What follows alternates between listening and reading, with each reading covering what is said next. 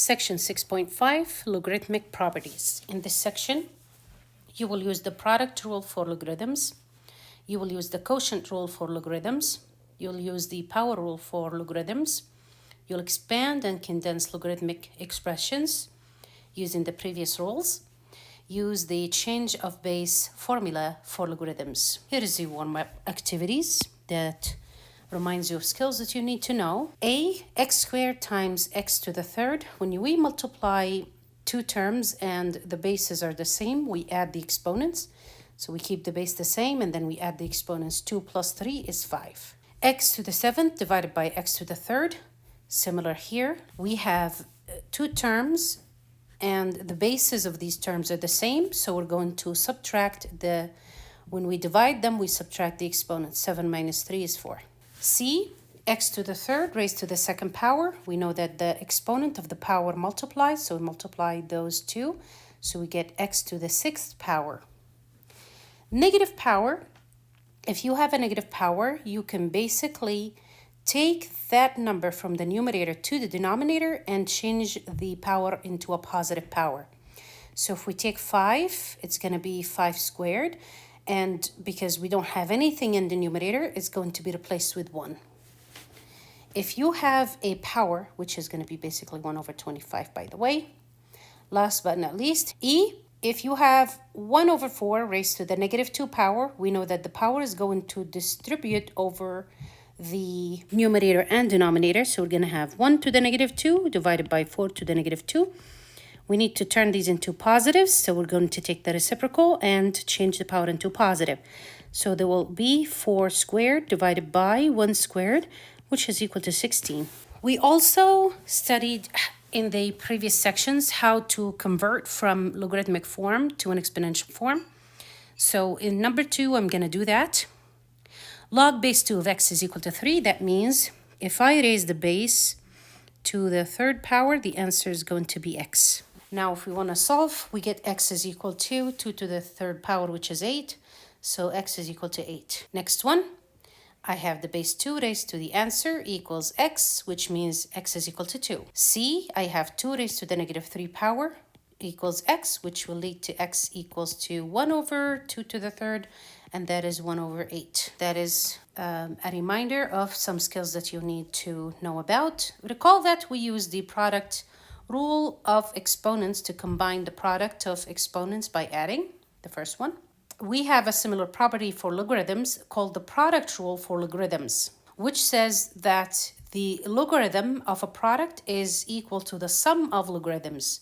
So the logarithm of a product is the sum of the logarithms, and that product rule is here right there, is presented right there. The product rule for logarithms can be used to simplify a logarithm of a product by rewriting it as a sum of individual logarithms. So if you have log base b of m times n, that is the same as log base b of m plus log base b of n, where b is greater than 0. In general, if you have log base b of, let's say, a times b times c times d, then we can separate these with addition. We can say this is log base b of a plus log base b of b plus log base b of c plus log base b of d, and etc. So hopefully you get the idea here. Let's look at some examples. Express in terms of sums of logarithms and simplify completely. So we're going to do number A. I can simplify this expression because I have 9 times x. I can split it into the sum of two logarithms. So this is going to be log base 9 of 9 plus log base 9 of x. I know that log base 9 of 9 is equal to 1. We went over this fact in the previous sections, and we said if the base is equal to the argument of the log is equal to 1. So this is going to be 1 plus log base 9 of x, and I can leave it like that, since I can't simplify log base 9 of x anymore. Next one, I can simplify the expression log base 2 of 14 times x times y. I have 14 times x times y, so this simplifies into log base 2 of 14 plus log base 2 of x plus log base 2 of y. 14 is basically 2 times 7, sorry. I can split this log into log base 2 of 2 plus log base 2 of 7 plus log base 2 of x plus log base 2 of y. I know log 2 of 2 is 1, so I'm just going to remove that and replace it with 1. So it's going to be 1 plus log base 2 of 7 plus log base 2 of x plus log base 2 of y. And I can leave the expression like that. The second rule we're going to discuss is the quotient rule of logarithms, or the quotient rule for logarithms. Recall that we use the quotient rule for exponents to combine the quotient of exponents by subtracting. That is the second example that we do in the warm-up activity. The quotient rule for logarithms can be used to simplify the logarithm of a quotient by writing it as the difference of individual logarithms. So hopefully you're linking here between the exponents and the logarithms. We have a quotient here, and we took the log base b of that quotient m over n, and we can rewrite that as the difference of individual logarithms, that is log base b of the numerator minus log base b of the denominator. An example for that: express in terms of a difference of logarithms and simplify completely. So we're going to solve this one. I know that I have a quotient. This is a quotient, so I'm going to use the difference of logarithms, or express it as difference of logarithms. That is log base 8 of the numerator minus log base 8 of the denominator. I know log base 8 of 8 is 1, so this is going to be 1 minus log base 8 of x. And that is a simplified expression. The other rule that we're going to discuss is the power rule for logarithms. The power rule for logarithms can be used to simplify the logarithm of a power by rewriting it as the product of the exponent times the logarithm of the base. So, in other words, if you have log base b of m raised to the n power, I like to say the n is going to go down. So basically what logs do, they bring the power down. You can understand it like that. So it is equal to n times log base b of m. Let's apply that. The first example says log base 2 of x to the 5th. We need to expand that, so I'm going to bring the power down. So it's going to be 5 log base 2 of x, and I will leave it like this since I can't simplify this any further. For part B, I have log base 3 of square root of x. Notice that I can rewrite this as log base 3 of x to the 1/2. So by changing the radical into a power, a rational power, I can basically apply the power rule for logarithms. So in this case, this power is going to come down. So this is going to be 1/2 log base 3 of x. We use this to expand expressions, and we use the reverse of it in order to condense expressions. In other words, if there is a number in front of the log, let's say we have 5 log base b of x, this is going to be, the exponent can go up, because if we want to condense, we reverse the process. So we have log base b of x to the 5th power. So hopefully that is clear. Similar to these rules, the previous ones that we studied, all of these are reversible. So in case we want to condense an expression, we're going to turn any addition of logs into multiplication of arguments, and we're going to turn any subtraction of logs into a quotient of arguments. Let's use all of the rules that we learned so far in order to expand the expression log base 8 of x squared divided by square root of y, z to the 3rd power. So the first rule I'm going to use is the quotient rule. So I'm going to say this is log base 8 of x squared minus log base 8 of square root of y, z to the 3rd power. And now, I'm going to focus on one expression at a time. I notice there is a product of arguments here, so I'm going to expand that into a sum of logs. Here's how I'm going to do it. So I will leave the first logarithm intact. I will come back to it later. I will do minus. Since I see minus here, I'm going to open parentheses because I know the minus is going to affect the sum inside. So this is going to turn into log base 8 of square root of y plus log base 8 of z to the third power. The last rule that I'm going to apply is the power rule. So I'm going to bring all of these powers down. This is a power of 1/2, so that is a 1/2 comes down, and then the third is going to come down. So I will have 2 log base 8 of x minus, I can also distribute the negative inside, and then this is going to be 1/2. Remember, square root is basically a power of 1/2 log base 8 of y, and then minus, because I'm distributing the negative here, 3 log base 8 of z. And I put a line in the middle of z to distinguish that from 2. And that would be the expanded version of that expression. If I want to condense, I will do the same process backwards. I'll do the same process backwards. Now that we learned how to expand, it is time to learn how to combine and condense logarithms using the previous rules that we studied. Write log base 3 of 5 plus log base 3 of 8 minus log base 3 of 2 as a single logarithm. So here is how I'm going to do it.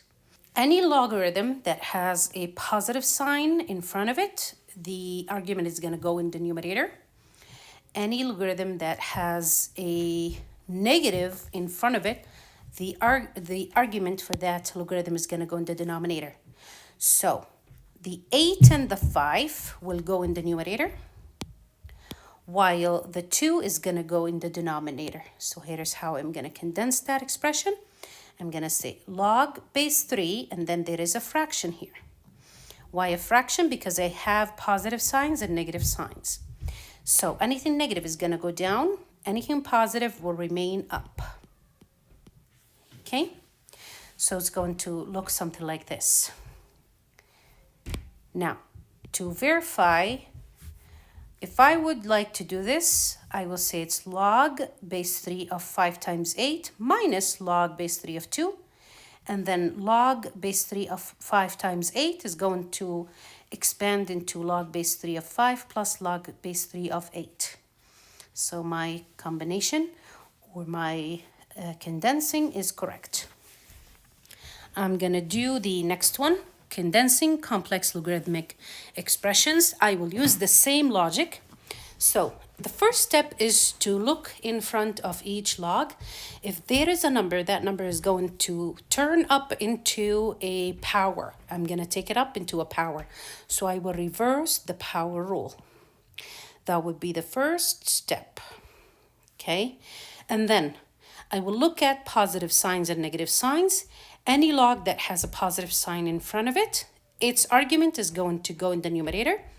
Any log that has a negative in front of it, that argument of that log is going to go in the denominator. So the first step is going to be log base 3 of x squared, taking the power up, plus log base 3 of x minus 1 minus log base 3 of square root of y, because I know that the power of 1/2 is basically square root. Now, in order to condense it into one logarithm, I will say log base 3 of a fraction. Why a fraction? I have positive signs and negative signs. This argument is going to go in the denominator because it has a negative sign in front of it. Here is the negative sign. And then these two arguments are going to go in the numerator because it has positive signs in front of it. So simply it's going to be square root of y in the denominator, and then I have x squared times x minus 1. Now some of you might be tricked by this expression, log base 3 of x minus 1. There isn't a rule for this one here. It is absolutely not equal to log base 3 of x minus log base 3 of 1. It is not. So make sure you avoid that mistake. That is a no-no. In logarithms, we do not have a rule that says we can distribute the log over sum or over the sum or over the difference. So make sure you don't make that mistake. So that is how you're basically going to condense and expand logarithmic expressions using the rules that we just learned. The last but not least is to know how to use the change of base formula for logarithms. This is useful especially for those who have a type of a calculator that doesn't do the log with the base. So, and also useful when expanding and when you are condensing expressions. That is also useful. What does it say? It says that if you have log base b of m, we can rewrite that as log of m divided by log of b. Most of the time, we will use the common logarithm, but mostly what we use is the natural logarithm. So instead of using just log with any base, which could be 10, base 10, which is the common logarithm, we can say basically that is the natural logarithm of m divided by the natural logarithm of the base. So in other words, we can rewrite this as, which is the most commonly used. So that is the commonly used method, is to say this is natural logarithm of the argument over the natural logarithm of the base, basically. And that is exactly what you see here in this example. Both are the same. So if you have log base 5 of 26 and you cannot compute that using your calculator, most calculators can do that. However, some of the calculators don't have that option. So you're going to say this is log of the argument divided by log. Notice how we're using the common logarithm here with base 10 divided by log of the base.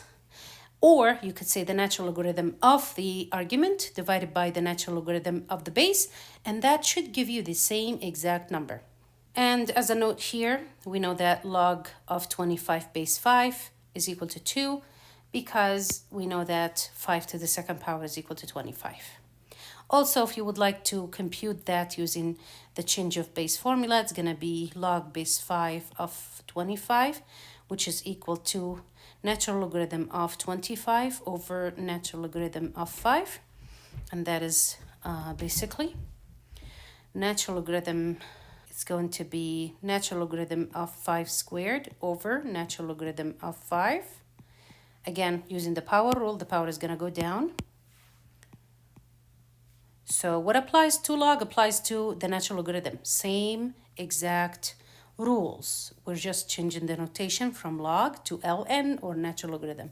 So it's going to be 2 ln of 5 or natural logarithm of 5 divided by natural logarithm of 5. These will cancel and you will have 2. So that is another way of solving it without converting that into an exponential form. That is the end of section 6.5. If you have any questions, let me know.